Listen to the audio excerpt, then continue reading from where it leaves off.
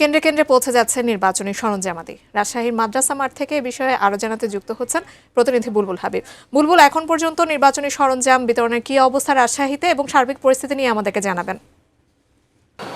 যাকে আসলে যে নির্বাচনী সরঞ্জামাদি সেগুলো কিন্তু বিতরণের কার্যক্রম শুরু হয়ে গেছে এবং প্রায় শেষের দিকে বলা যায় যে রাজশাহী সদর আসনের যেহেতু এই রাজশাহী সরকারি মাদ্রাসা মাঠ থেকে এখান থেকেই বিতরণ করা হচ্ছে নির্বাচনী সরঞ্জামাদি এবং রাজশাহী সদর আসনে যেটা সিটি কর্পোরেশন এলাকা নিয়ে 115টি ভোট কেন্দ্র, প্রত্যেকটা কেন্দ্রে কেন্দ্রে প্রিজাইডিং অফিসার, সহকারী প্রিজাইডিং অফিসার, আনসার সদস্য এবং যে পুলিশের সদস্যদের উপস্থিতিতে তাদেরকে ব্যালট বাক্স, ব্যালট পেপার এবং সিল, অমোচনীয় কালি সহ বিভিন্ন উপকরণ তুলে দেওয়া হয়েছে এবং সেগুলো নিয়ে কিন্তু কেন্দ্রগুলোতে পৌঁছে গেছেন যে এখানকার যারা প্রিজাইডিং অফিসার রয়েছেন তারা। এবং আপনাকে জানাই যে একটু প্রায় শেষের দিকে এই সদর আসনের। এবং এর বাহিরে যদি আমি বলি যে উপজেলাগুলোতে, যে রাজশাহী যেহেতু 6টি সংসদীয় আসন, এর বাহিরে মোট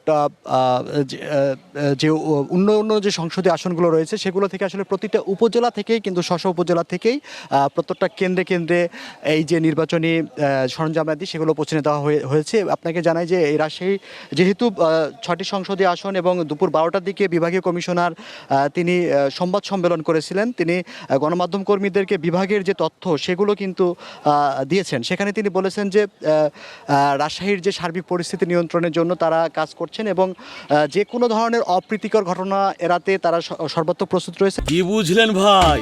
অনলি যেটাই চাই। এবং পর্যাপ্ত সংখ্যক যে সদস্যরা, আইন শৃঙ্খলা বাহিনীর সদস্যরা, তারা এই রাজশাহীতে মোতায়েন রয়েছে। যেমন একটু যে বিভাগীয় কমিশন বলছে যে রাজশাহী বিভাগের যে 39টি সংসদীয় আসন রয়েছে সেখানে মোট 5504টি ভোট কেন্দ্র রয়েছে, যার মধ্যে 1767টি গুরুত্বপূর্ণ বলছেন এবং এখানে দায়িত্ব পালন করবেন 1,04,066 জন আইন শৃঙ্খলা বাহিনীর সদস্যরা। সে কারণে বলা যায় যে তারা, এবং সেনাবাহিনী 10,000 সেনাবাহিনী থাকবে, বিজিবি 4,123 জন, রেঞ্জ পুলিশ 13,796 জন, আর আরএমপি থেকে 2,405 জন এবং র্যাবের 1,006 জন সদস্য থাকবেন। এর বাইরে আনসার সদস্য থাকবেন 72,736 জন।